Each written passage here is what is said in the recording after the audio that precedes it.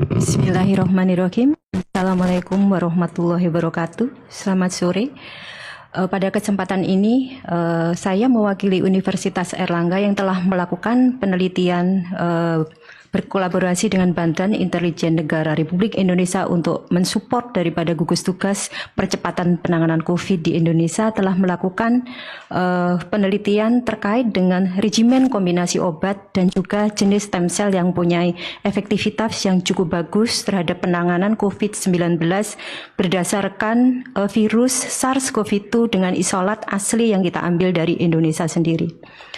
Jadi di sini seperti kita ketahui bahwa selama ini pijakan daripada suatu infeksi disease adalah adanya triangle concept, yaitu antara host, environment, dan agent. Jadi manusianya itu sendiri, kemudian virusnya itu sendiri, serta faktor lingkungan yang apabila dibuat sesuatu hal yang sedemikian rupa sehingga mendukung untuk pertumbuhan daripada virus tersebut. Dan basic konsep dari epidemiologi itu sendiri yaitu adanya seperti yang selama ini sudah dikerjakan oleh gugus tugas kita bersatu padu dengan masyarakat Indonesia, yaitu meliputi baik itu testing, tracing maupun treatment. Nah, treatment di sini ada non-medical treatment dan medical treatment. Non-medical treatment sangat penting juga artinya walaupun kita sudah meneliti dan menemukan medical treatment obat-obatan tersebut. Kombinasi obat-obatan yang sudah kita lakukan penelitian, yaitu kita ambil dari obat-obatan yang sudah beredar di pasaran, dan kita teliti untuk potensi dan efektivitas obat tersebut sehingga indikasinya diperluas menjadi obat untuk mempunyai efek sebagai antiviral dari SARS-CoV-2 dengan penanganan COVID-19 yang berbasis dari virus yang di Indonesia dengan melalui serangkaian daripada proses-proses, yaitu yang pertama kita lakukan yaitu uji toksisitas atau apakah obat yang mau kita pakai itu toksik enggak untuk sel tubuh kita.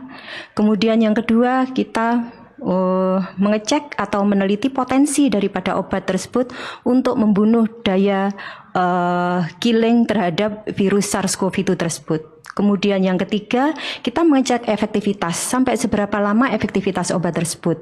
Kemudian kita juga mengecek beberapa faktor inflamasi dan antiinflamasi. Dan dari penelitian ini, dari 14 regimen obat yang kita teliti, akhirnya kita mendapatkan 5 kombinasi regimen obat yang mempunyai potensi dan efektivitas yang cukup bagus untuk menghambat virus itu masuk ke dalam sel target dan juga untuk menghambat atau menurunkan perkembangbiakan daripada virus itu di sel. Hal ini kita ikuti mulai bertahap, mulai dari 24 jam, 48 jam, dan 72 jam, maka virus tersebut dari yang jumlahnya ratusan ribu, maka di sini sudah menjadi undetected. Kombinasi obat-obat tersebut, mungkin ini COVID-19 belum diperjualbelikan. Ini kolaborasi antara UNER, BNPB, dan juga Badan Intelijen Negara. Jadi ada 5 macam kombinasi, yaitu pertama lopinavir, ritonavir, dan juga asitromisin.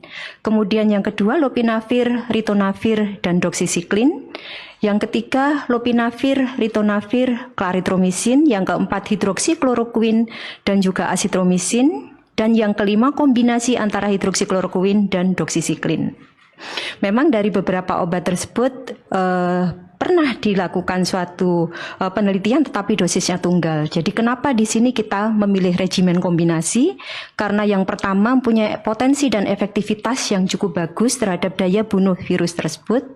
Yang kedua, dosis yang dipakai di dalam kombinasi lebih kecil, 1/5 sampai 1/3 daripada dosis tunggal, sehingga sangat mengurangi toksisitas obat tersebut di dalam sel tubuh yang sehat. Kemudian yang keempat, maka dengan menurunnya sampai dengan tidak terdeteksinya virus setelah diberikan regimen obat ini, maka hal itu akan bisa memutus mata rantai penularan. Dan kenapa kita mengambil obat yang sudah ada beredar di pasaran? Karena yang pertama, karena obat yang beredar di pasaran itu sudah melalui berbagai macam uji sampai dengan mendapatkan suatu izin edar dari Badan POM, yaitu mulai dari in vitro, animal, sampai dengan post marketing drug. Kemudian yang kedua, di masa pandemi ini kita membutuhkan sesuatu yang emergensi dan urgensi. Walaupun begitu, tetapi kita masih mempertimbangkan efek daripada keamanan untuk tubuh pasien. Sehingga kenapa regimen ini dipilih kombinasi dan regimen ini diambil dari obat-obat yang sudah beredar. Seperti itu. Kemudian yang kedua, kita juga melakukan penelitian terhadap stem cell. Jadi jenis stem cell yang kita pakai di sini ada dua, natural killer cell dan juga hematopoietic stem cell, dan didapatkan dalam 24 jam dan 72 jam. Hematopoietic stem cell dan natural killer cell ini, maka dia bisa meninaktivasi daripada virus dengan jumlah yang cukup signifikan besar, kurang lebih 80-90%-nya.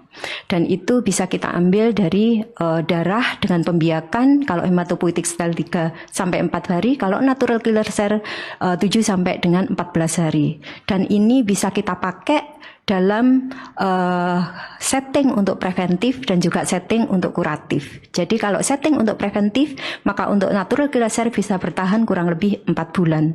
Dan itu sangat biologis karena bisa diambil dari darah pasien itu sendiri. Dengan demikian kami berharap maka apa yang kami lakukan bersama-sama dengan BIN, gugus tugas, dan juga seluruh media yang ada di Indonesia ini bisa memberi manfaat untuk masyarakat bangsa dan negara Indonesia dan juga untuk dunia, karena mungkin nanti bisa juga kita submitkan ke internasional. Dan untuk masyarakat ilmiah kami juga sudah diseminasi hasil riset, submit 7 jurnal untuk terkait dengan penelitian ini. Terima kasih. Wassalamualaikum warahmatullahi wabarakatuh.